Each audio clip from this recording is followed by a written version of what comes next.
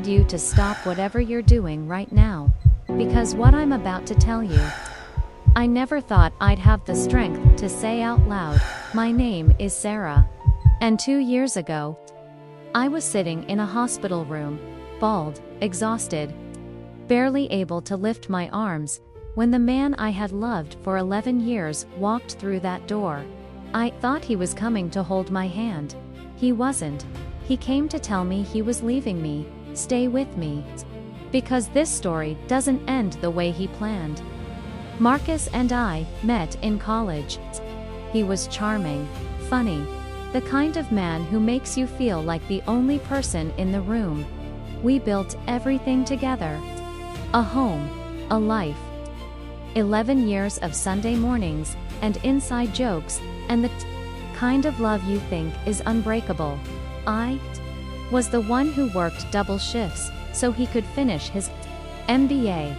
I was the one who gave up my dream of moving abroad because he didn't want to leave his city. I gave him everything. And I did it gladly. Because I believed in us. But here's what I didn't know then. Some people only love you when you're easy to love. It started with fatigue. Then the lumps. The word cancer hit me like a truck. Breast cancer. Stage 2. I remember sitting in the car after the diagnosis and just staring at the steering wheel. I couldn't cry. I couldn't breathe. I just sat there, completely still, thinking, I have to tell Marcus. And he held me that night. He told me we were going to fight this together. He said, you're not alone. I'm right here. I believed him. I believed every single word.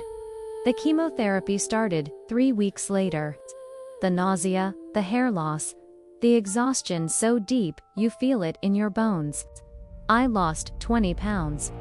My eyebrows disappeared. My skin turned gray. I didn't recognize myself in the mirror anymore, but I kept going. Because I thought he was by my side. It was a Tuesday. 3 months into treatment, Marcus walked into my hospital room, and I could tell immediately something was wrong. He wouldn't look at me. He sat down, folded his hands, and he said, I can't do this anymore. I thought he meant the hospital visits. The stress, the uncertainty. But then he kept talking. He said he had been unhappy for a long time. That he felt trapped. That the person he married wasn't the person sitting in that bed. And then, and I want you to really hear this, he looked at me and said, you've let yourself go.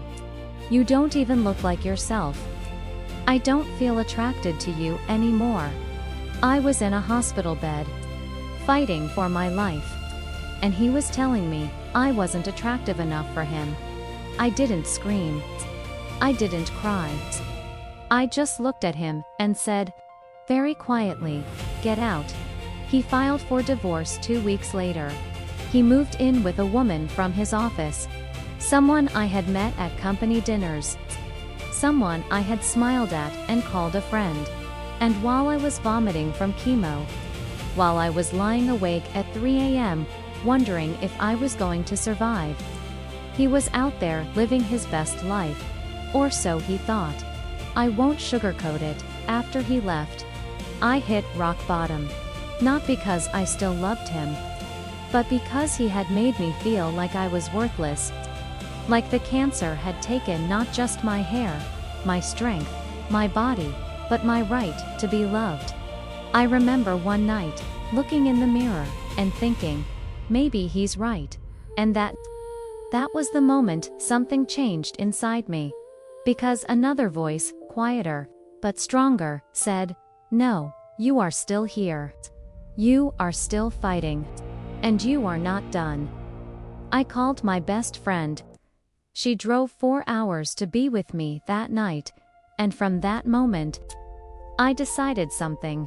I was going to survive this, not for him. Not to prove anything, but for me. The next 6 months were the hardest of my life.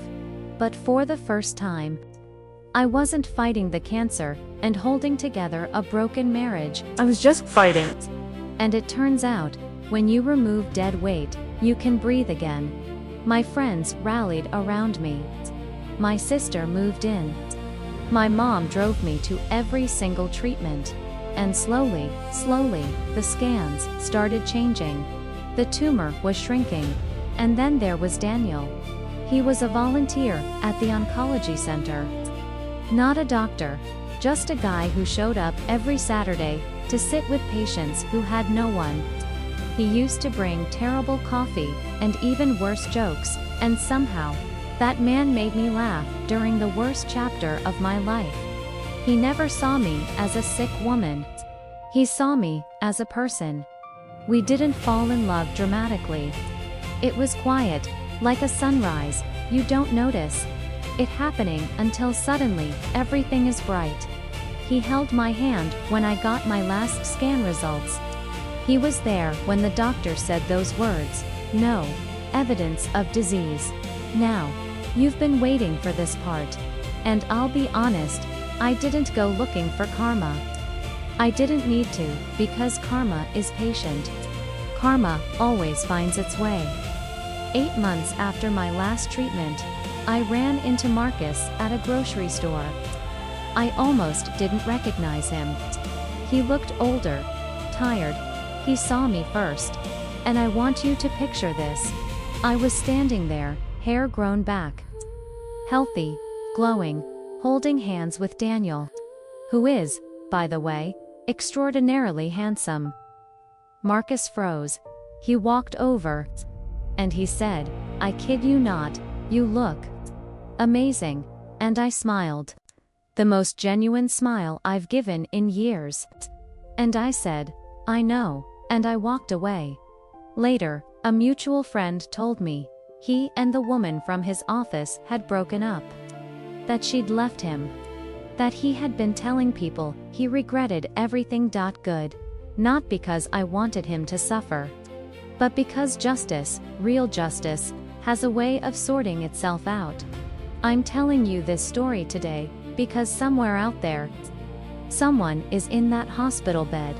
Someone is being told, by the person who was supposed to love them, that they are not enough. And I need you to hear me. You are not your worst chapter. You are not your diagnosis. You are not your hair, your weight, your scars.